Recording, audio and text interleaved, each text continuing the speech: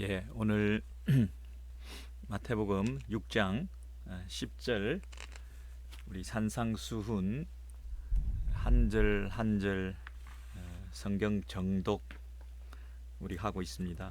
오늘은 산상수훈 중에서 마태복음 6장 우리 주기도문 주님께서 가르쳐 주신 기도를 살피고 있는데요. 우리 10절 말씀 마태복음 6장 10절 말씀, 하나님의 뜻이 이루어지는 것에 관해서 우리 공부하겠는데요. 지금까지 우리 아버지여, 하늘에 계신 우리 아버지여 이름을 부르고 그 다음에 세 가지 기도를 했습니다. 그것이 첫 번째는 당신의 이름이 거룩히 여김을 받으시오며, 하나님의 이름이 거룩히 여김을 받으시오며, 이것이 우리의 첫 번째 기도였고요. 두 번째는 당신의 나라가 임하옵시며, 당신의 나라가 이 땅에 임하옵시며, 그것이 두 번째 기도였고요. 세 번째 오늘 하나님의 뜻이, 당신의 뜻이 하늘에서 이룬 것 같이 땅에서도 이루어지이다. 이 세 번째 기도를 우리가 살펴보겠습니다.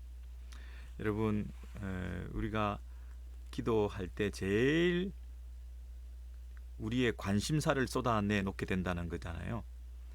우리가 제일 지금 시급한 관심사, 내가 가장 중요하게 생각하는 것, 이것을 우리가 쏟아내 놓게 되는 것이 기도인데요.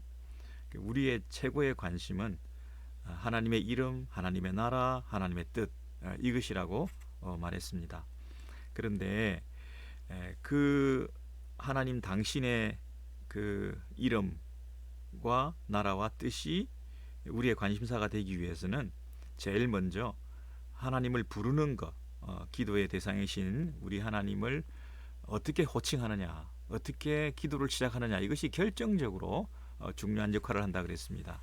그래서 하늘에 계신 우리 아버지여 이렇게 부르면, 그러므로 너희는 이렇게 기도하라 이렇게 가르쳐 주신 다음에 제일 먼저 해야 될 건 뭐냐면 하늘에 계신 우리 아버지여 이렇게 이름을 부르는 거, 그기가 기도가 뭐 거의 다 된 것이나 절반이나 이미 한 것이나 마찬가지라고 그랬습니다. 그 이유는 뭐냐면 그분과의 관계를 먼저 설정해야 되기 때문이다 그랬죠. 예, 그래서 그분은 우리의 공동체적인 간구의 대상이신 그분은 우리 각자가 그분의 자녀들이다 하는 것입니다. 그래서 나의 개인의 관심사를 막 쏟아내 놓는 게 아니고요, 공동체적인 관심사를 쏟아내 놔야 된다는 것이 우리라는 뜻에 담겨 있고요. 그리고 그분이 내 아버지라고 하는 차원에서 나와 그분과의 관계를 먼저 생각하라고 그랬습니다. 그래서 나는 그분을 아버지라고 부르는 그분의 자녀다. 하나님을 내 아버지라고 부르는 하나님의 자녀들이다. 이런 관점에서 이 관계가 먼저 셋업이 되고 난 다음에, 이것이 명확하게 설정이 되고 나서 그 다음에 그분을 향해서 기도를 쏟아내놔야 되거든요. 구체적인 기도의 내용을. 근데 먼저 그분이 내 아버지다 하는 것을 고백하게 되면 제일 큰 관심사는 그 아버지의 명예죠. 그 아버지의 영광이죠. 그 아버지의 이름이죠. 여러분, 세상에서도 완벽하지 못하고 오히려 우리를 힘들게 하는 그런 육신적인 아버지, 육신의 아버지도 부족한 아버지이지만, 나를 힘들게 하는 아버지이지만, 제3자가 우리 아버지를 욕하면 우리가 발끈하잖아요. 우리가 참을 수 없잖아요. 아무리 그래도 우리 아버지를 다른 사람들이 욕하는 건 내가 참을 수 없는 거죠. 나는 우리 아버지가 좀 힘든 대상일지 몰라도 그건 우리 문제지, 제3자가 우리 아버지를 욕하면 우리가 같이 욕할 수는 없는 거잖아요. 우리가 아버지를 욕한다고 해서 제3자가 같이 욕을 거들면 그게 우리가 기분이 좋나요? 아니잖아요. 하물며 이런 부족한 육신의 아버지의 이름과 그 명예도 실추되는 것에 대해서 굉장히 우리의 마음에 불편한데, 거룩하신 여호와 하나님, 완벽하시고 온전하신 우리 하나님이 내 아버지인데 그 아버지의 명예가 실추되면, 남들이 함부로 말하면 우리가 발끈하죠. 가만히 있을 수 없는 거죠. 여러분, 아무리 가까운 부부지간이라도 금기시 되는 것들이 있잖아요. 각자의 집안 백그라운드에 대해서는, 각자의 부모에 대해서는 함부로 그렇게 말을 하면 안 되죠. 뭐 그 집안이, 뭐 당신 집이, 뭐 당신 부모가 이런 식으로 말을 하면 그건 발끈하는 거죠. 그거는 뭐 우리 참을 수 없는 부분이죠. 이런 부분이 분명히 있다는 거예요. 그래서 우리가 하나님을 내 아버지라 하는 그 부자지간의 관계가 분명히 설정되면 우리의 최고의 관심은 세상이 우리 아버지를 뭐라고 하는 것에 대해서 안타까움이 있는 거죠. 그래서 제일 먼저 기도는 우리 아버지의 이름과 영광과 명예와 거룩이 손상받지 않기 원하고 그것이 회복되기를 원하는 그 기도를 드려야 할 수밖에 없고요. 그리고 그분의 통치, 그분의 다스림, 그분의 나라, 이 하나님 나라를 구할 수밖에 없죠.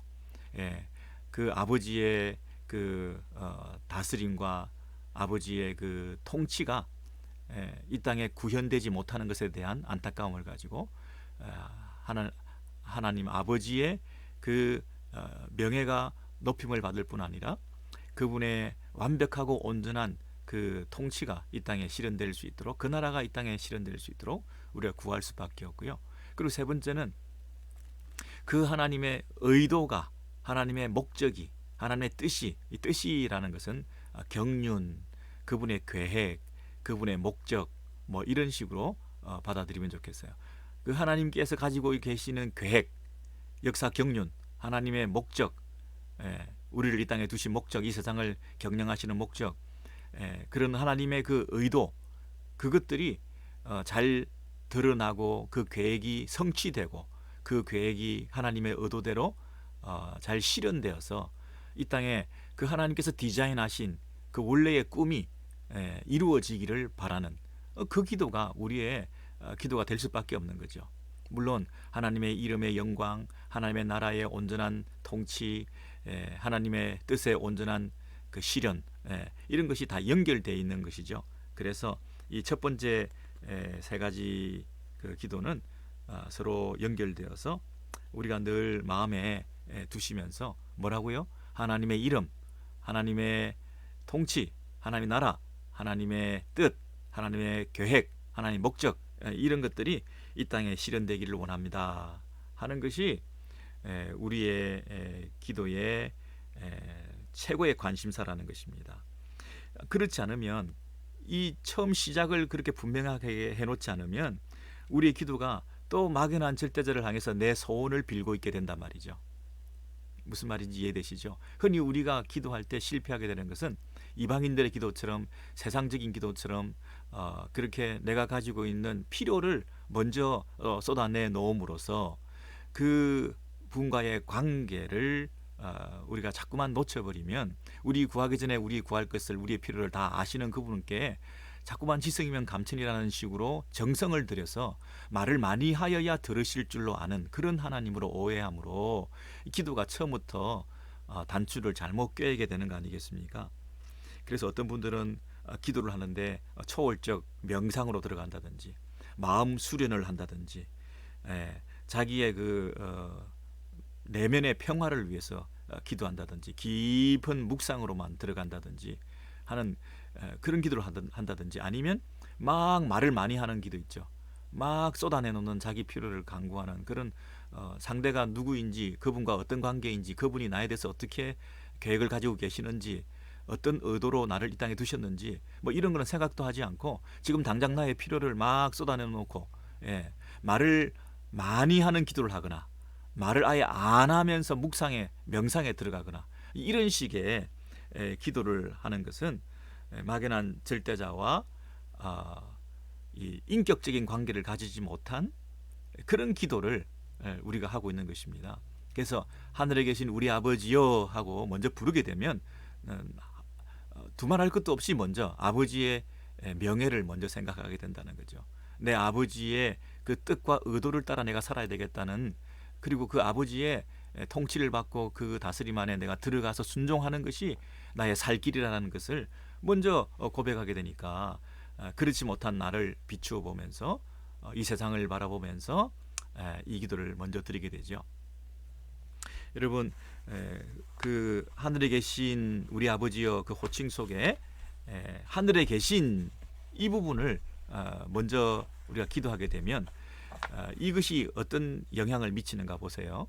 하늘에 계신 우리 아버지여, 그분과 인격적인 관계 속에서 그분의 영광이, 그분의 이름의 거룩함이 하늘에 계시기 때문에 그분은 이미 하늘에서는 완벽하게 그분이 영광 받으시고, 그분은 이미 하늘에서 초월적으로 모든 만유의 주제가 되셔서 이 세상을 온전하게 다스리시고, 그리고 그분은 하늘에서 그분의 이 뜻이, 목적과 계획한 것이 온전히 실현되는 그런 초월자로 하늘에 계신 분이시거든요.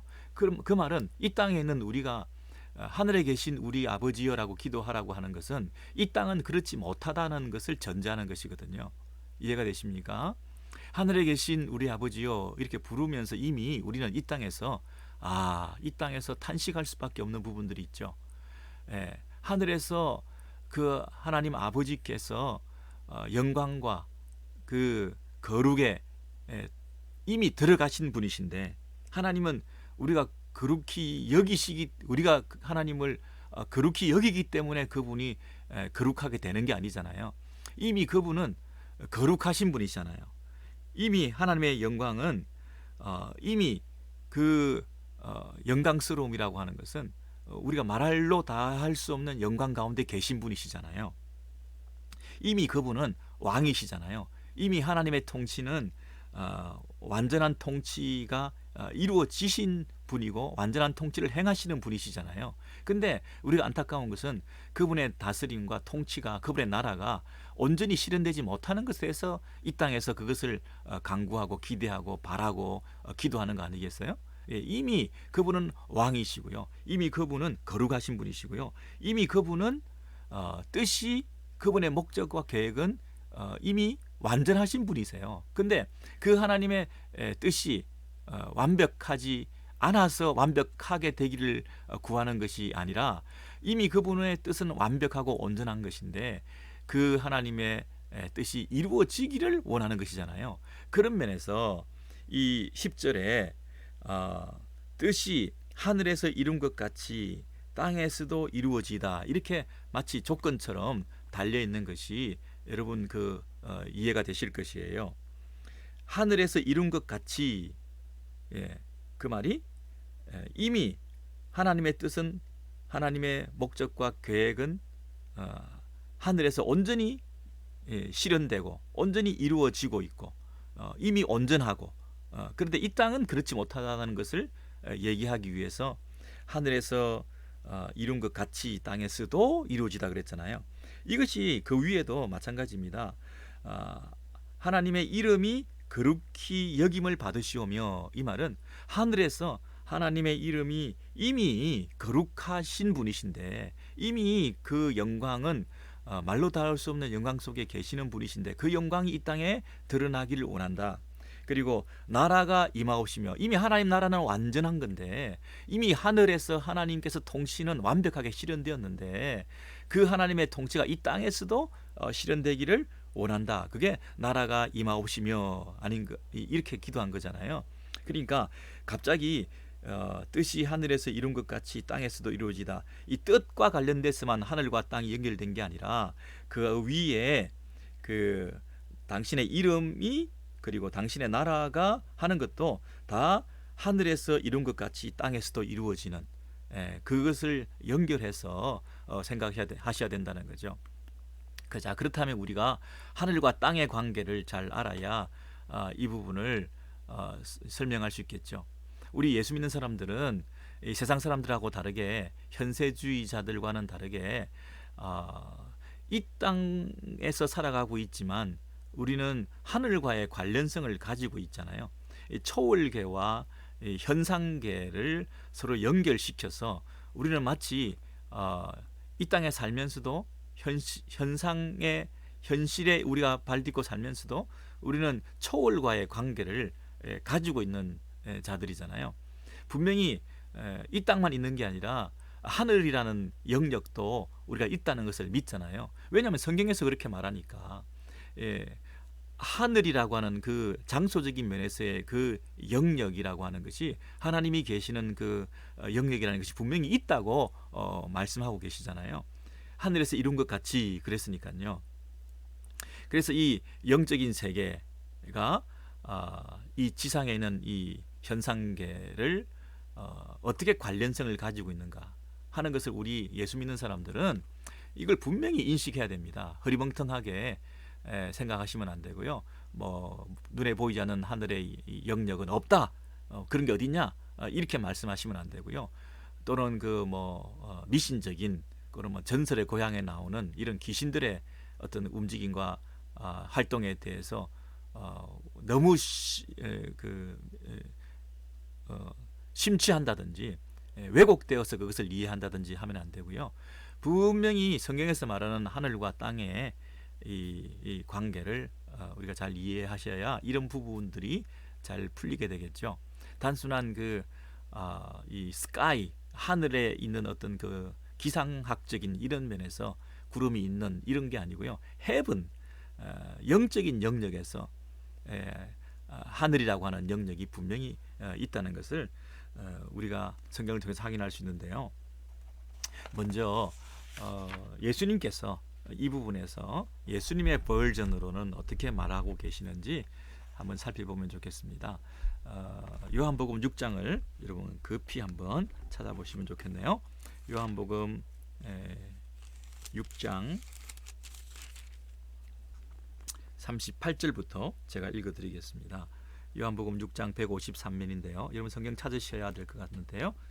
길게 봐야 되니까 6장 요한복음 6장 38절입니다. 내가 하늘로서 내려온 것은, 자 보세요. 여기 하늘이 나오잖아요. 예수님은 분명히 자기가 어디서 왔다고 얘기를 하고 있어요? 하늘에서 왔다고 말씀하고 계세요. 그러니까 하늘이 없다? 아니, 하늘이 있죠. 예수께서 내려오신 그곳이 하늘이라고 말씀하셨고, 그리고 내려온 이곳은 뭐라고? 이 땅이라고 하는 하늘과 땅의 관계를 예수님은 이미 인식하고 그것을 기정사실화시켜서 말하고 계시잖아요. 근데 그 하늘에서 당신이 내려오실 때에 오신 목적이 뭐라고요? 내 뜻을 행하려 함이 아니요.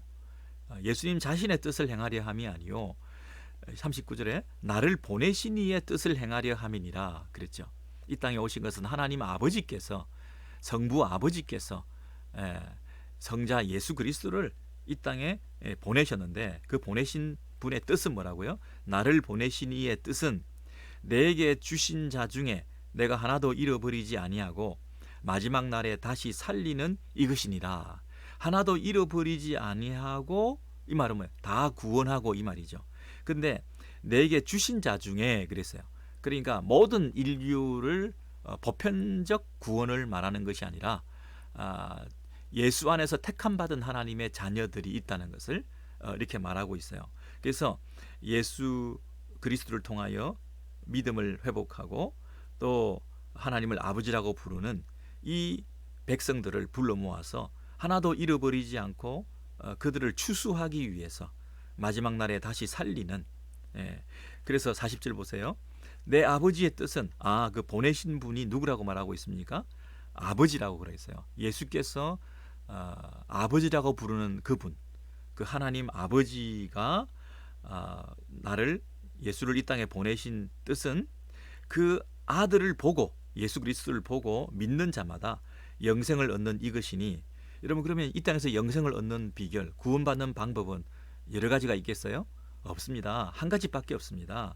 오직 아들, 하나님 아버지께서 보낸 당신의 아들을 통해서 구원받는 이 길 외에 다른 영생의 길은 전혀 없습니다.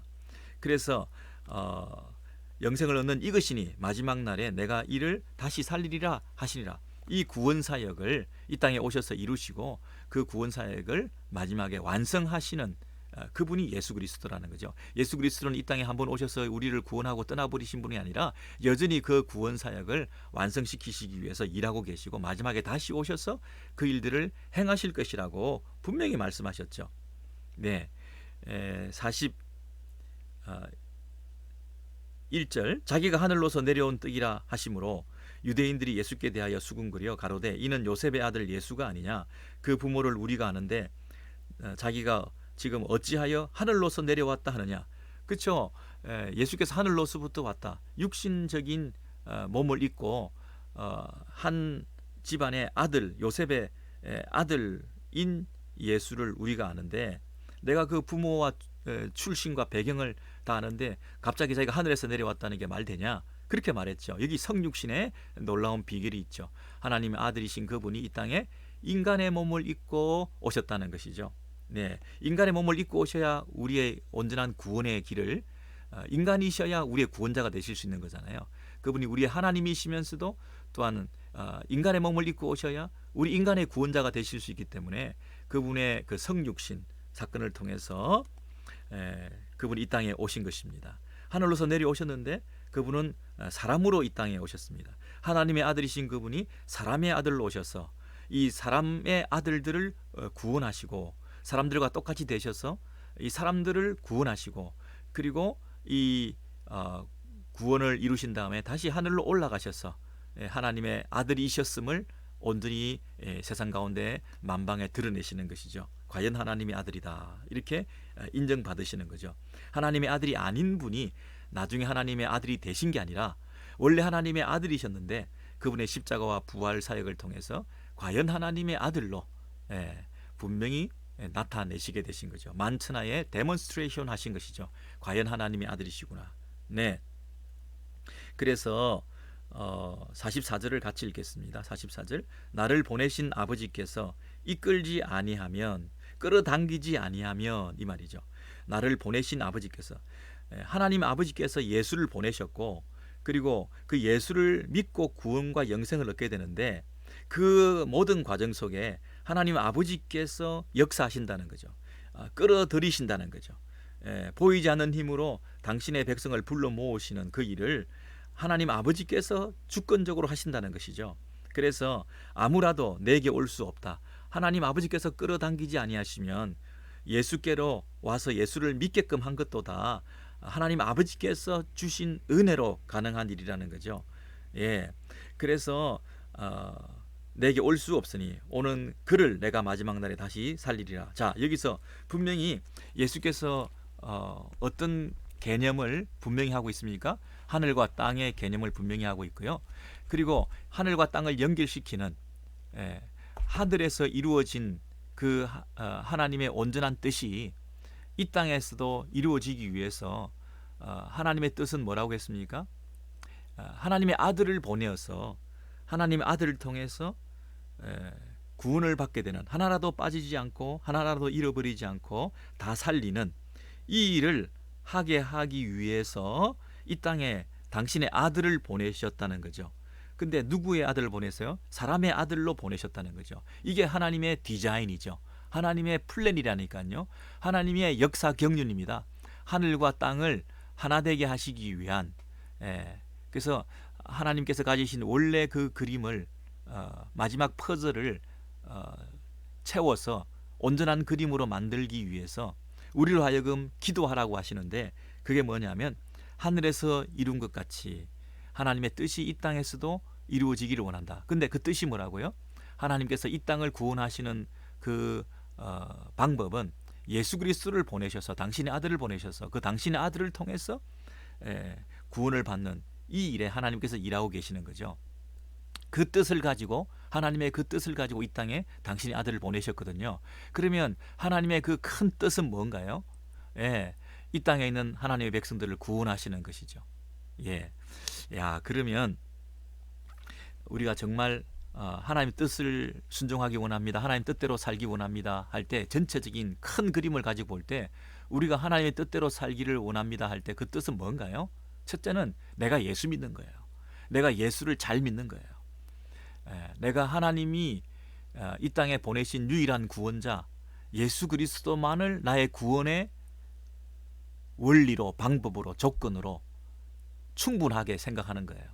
내가 다른 방법으로 구원받는다든지 다른 것으로 만족과 영광과 기쁨을 얻는다든지 그런 게 아니고요. 오직 하나님 아버지께로 이끌려 하나님의 자녀가 될 수 있는 우리의 구원과 영생의 길은 하나님이 보내신 방법, 예수 안에 모든 것이 다 있다고 하는 이것을 우리가 온전히 믿는 거예요. 우리가 구원은 천당 가는 것은 예수 믿고 가고 나머지는 뭐 다른 우리의 열심으로 얻고 상급을 받고 하는 게 아니라 다른 길이 없고 다른 방법이 없어요. 예수 그리스도 그분을 나의 구원자로 전인격적인 그리고 처음과 나중에 온전한 구원, 다시 사는 그 구원까지 그분 안에 모든 것이 다 들어가 있다는 것을 전적으로 믿고 우리가 확신을 가지는 거예요. 네, 이것이 하나님의 뜻이에요. 근데 이 뜻이 이루어지기 위해서는 이 확신을 가져야 되는 거죠. 예수를 확실히 안 믿고 흐리멍텅하게 믿고 일부분만 믿고 부분적으로 믿고 지속적인 믿음을 가지지 못하고 예수만으로 충분하지 못하다고 자꾸만 딴 생각을 하게 되면 하나님의 뜻이 이루어지지 않는 것입니다. 내가 예수를 잘 믿는 것이 하나님의 뜻이 이루어지는 것입니다. 두 번째는 이걸 모르는 사람들에게 전하는 것입니다. 예수를 전하는 것. 유일한 구원의 길인 하늘과 땅을 연결시키는 그 통로로 오신 예수를 우리가 알고 그를 믿고 영생을 얻고 그 안에서 만족을 얻을 수 있도록 우리가 전하는 삶, 이것이 하나님의 뜻대로 사는 삶 아니겠어요? 자, 여러분, 우리가 기도할 때 오늘 일어나는 것이 하나님 뜻입니까? 뭐 직장을 가는 게 하나님 뜻입니까? 뭐 이 사람하고 결혼하는 것이 하나님 뜻입니까? 또 어느 식당에 가는 것이 하나님 뜻입니까? 지금 이사를 해야 됩니까? 말아야 됩니까? 뭐가 하나님 뜻입니까? 여러분, 우리가 이런 조금은 사소하다고 생각되는 그런 일에 대해서 매 순간 하나님의 인도하심을 받기를 원하는 그런 겸손한 자세들을 가질 수는 있어요. 매일 경건의 시간을 통해서 오늘 내가 어떻게 살 것입니까? 이렇게 우리가 하나님 뜻을 구하는 것은 참 겸손하고 바람직한 태도라고 볼 수 있어요. 함부로 살지 않고 순간순간 하나님 뜻을 구하는 것은 좋은데요. 그러다 보니까 잘못하면 이게 오늘의 운세처럼 될까봐 걱정이 되는 거죠. 순간순간 하나님의 뜻대로 내가 사는 것은요, 어떤 큰 그림을 가져야 되느냐 하면 이 하나님의 그 큰 뜻이 있죠. 이 땅에 예수가 오신 목적, 그리고 많은 사람들이 예수를 믿을 수 있도록 하는 이 목적, 하나님의 나라가 확장되고 하나님의 통치가 온전히 실현되고 하나님의 꿈과 하나님의 그 목적과 디자인하신 것이 온전하게 이 땅에서 성취되는 그 일에 내 오늘 작은 선택이 얼마나 플러스가 되느냐, 이걸 생각하셔야 되는 거죠. 내가 이 직장을 가짐으로써 하나님 나라에 얼마나 유익한가, 내가 이것을 먹음으로써 다른 이웃을 얼마나 내가 섬길 수 있는 일에 마이너스가 될까, 내가 이런 차를 사고 이런 편리를 누리고 이런 부유함과 사치를 내가 즐기면서 만족감을 누릴 때 내 나라는 부흥하고 사람들이 박수를 칠지 모르지만 하나님의 나라는 혹시 쪼그라들고 있지는 않은가, 이런 부분에서 우리가 관심을 가지면서 선택하고 결정하고 판단하고 오늘을 어떻게 살 것인가, 이렇게 생각해야 되는 거 아니겠습니까?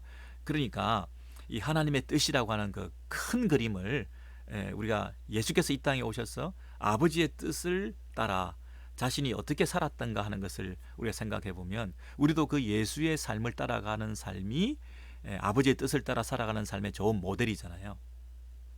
그렇죠. 그래서 예수께서 마지막에 기도하실 때 뭐라고 기도하셨습니까?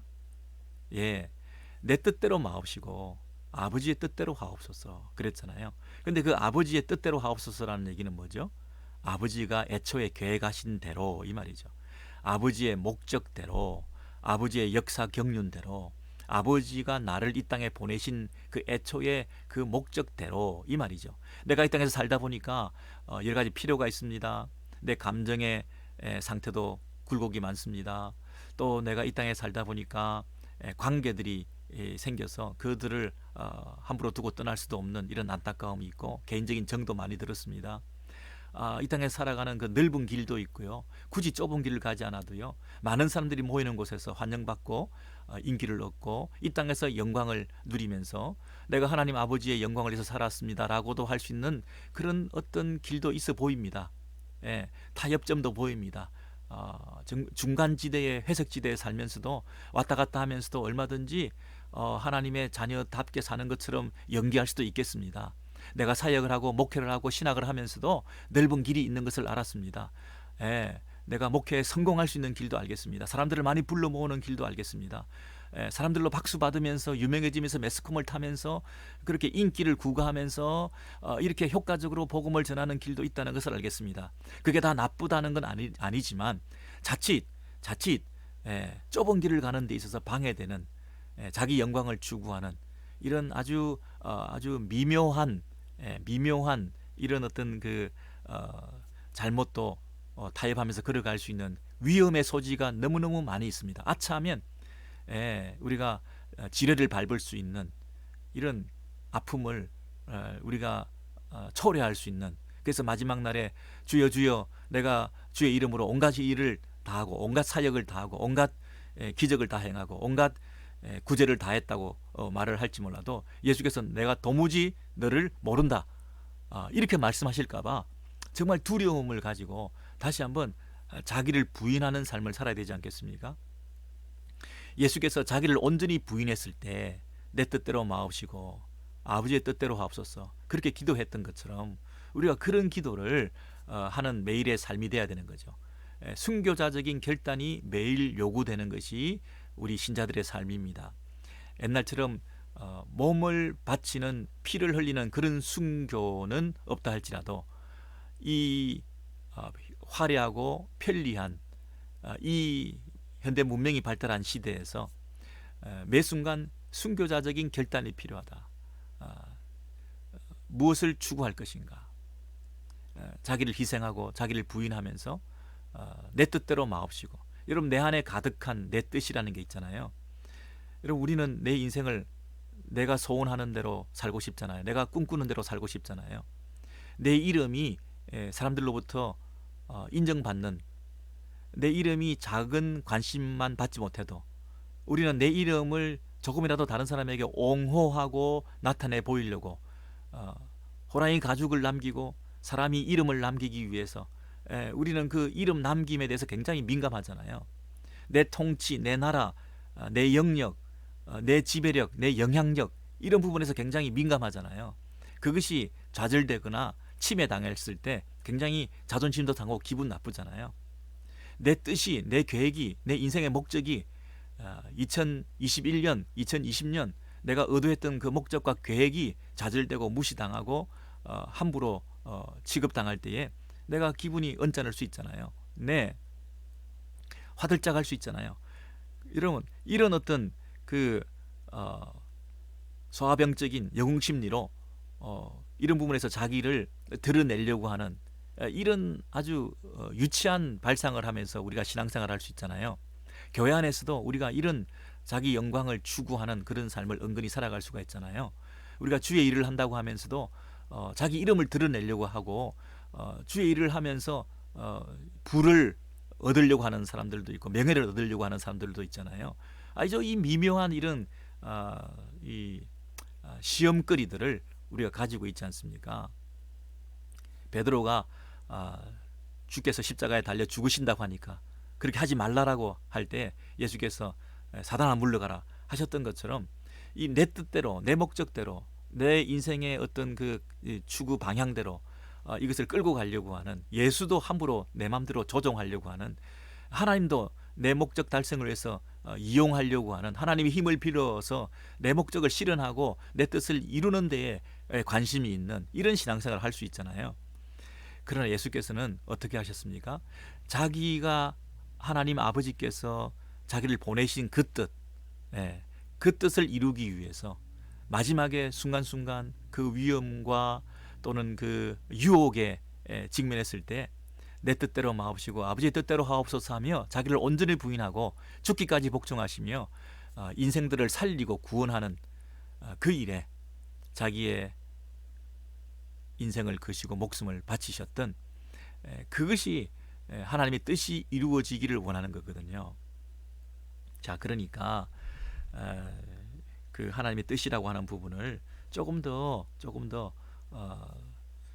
큰 그림을 가지고 우리가 생각해야 된다는 말씀을 드렸어요. 자, 이것을 사도 바울식으로 한번 표현해 볼까요? 사도 바울식으로 우리 에베소서를 보시면요. 자, 에베소서를 보시죠. 에베소서 1장을 보셔서 제가 빨리 읽어드리겠습니다. 1장 9절 310면입니다. 에베소서 1장 9절 에베소서 1장 9절입니다. 그 뜻의 비밀을, 자, 이게 뜻이 나왔죠. 그 뜻의 비밀을 우리에게 알리셨으니, 그 비밀스러운 뜻, 그 뜻은 비밀에 감추어져 있었는데 우리는 잘 모르는 비밀이었는데요. 그 뜻이 어떻게 그 비밀이 드러나게 됐냐면 우리에게 알리셨는데요. 곧 그 기쁘심을 따라, 그 뜻이 뭐라고요? 그 기쁘심을 따라 그리스도 안에서 때가 찬 경륜. 이 경륜이 뭐냐면 그분의 목적, 그분의 계획, 그분의 플랜, 그리스도 안에서 때가 차서 이루어지는 그 하나님의 목적이 있었다는 거예요. 근데 하나님의 목적은 비밀스러웠는데 누구를 통해서 이루어진다고요?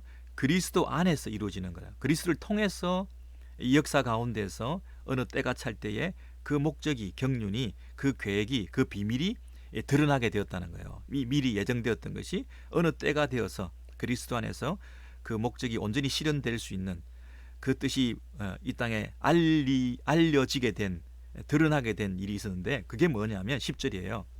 하늘에 있는 것이나 땅에 있는 것이 다 그리스도 안에서 통일되게 하려 하심이라. 이것이 뭐예요? 하나님의 비밀이에요. 하나님의 뜻이에요. 하나님의 경륜이라고요. 하나님의 디자인하신 그 목적, 의도, 플랜이라고요. 그게 뭐라고요?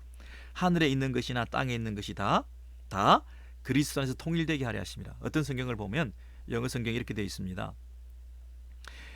Under one head, 하나의 머리 아래에 있게 된다. 뭐가?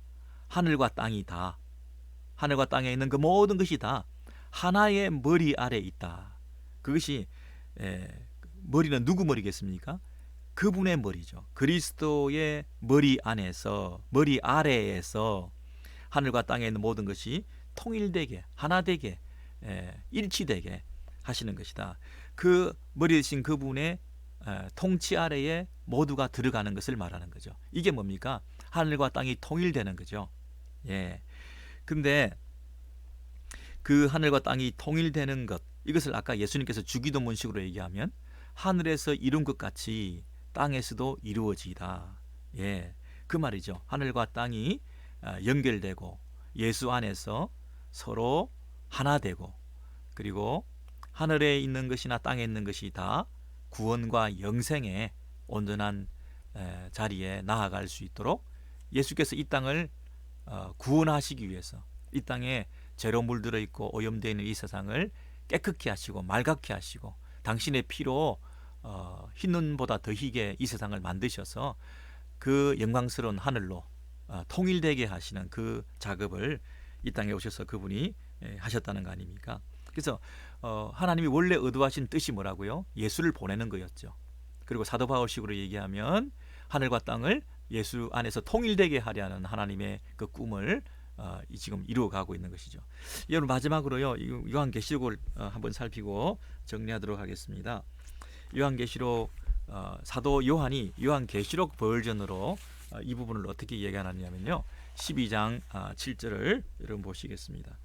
요한계시록, 좀 어려운 본문인데요, 제가 종전에 한번 설명드린 적이 있으셔서 그때 들으신 분들은 이해가 쉬우실 것이고요. 요한계시록 12장 7절입니다. 411면 12장 7절을 제가 읽어드리겠습니다. 요한계시록 찾으셨죠? 12장 7절입니다.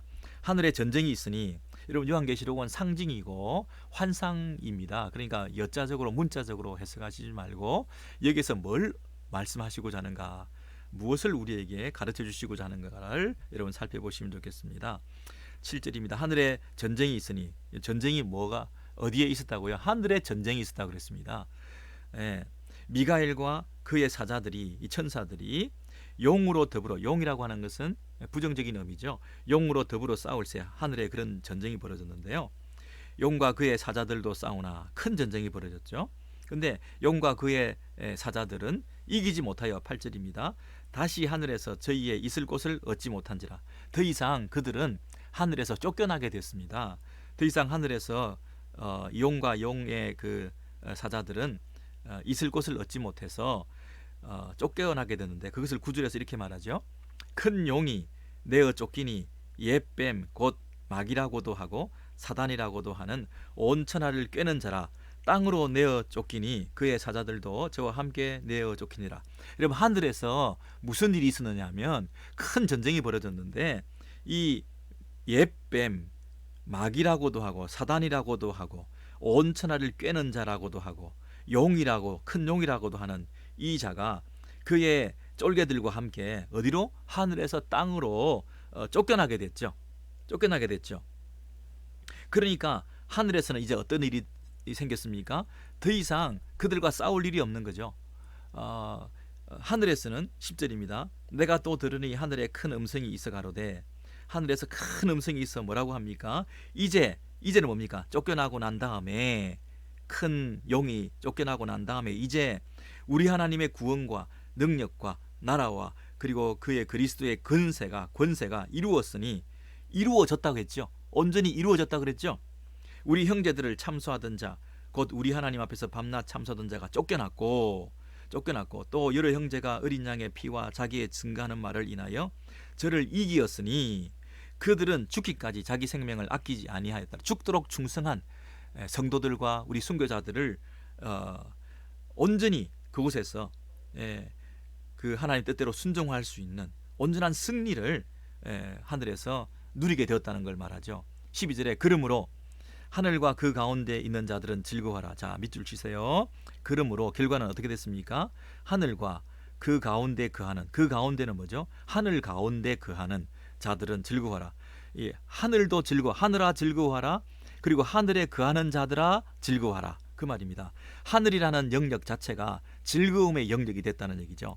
그래서 그 하늘에 살고 있는 하나님의 백성들은, 구원받은 하나님의 자녀들은 예수 안에서 핍박을 당했지만, 순교했지만 그곳에서 어린 양의 보혈의 능력으로 참 승리를 얻었던 그들은 그 하늘에서 온전한 하나님의 통치가, 하나님의 뜻이, 하나님의 다스림이 실현되는 그곳에서 하나님을 예배하고 즐거움과 기쁨 속에서 영원토록 살아가는 이 하늘의 하나님의 뜻이 이룬 것 같이 그 하나님의 뜻이 이루어졌다는 거죠.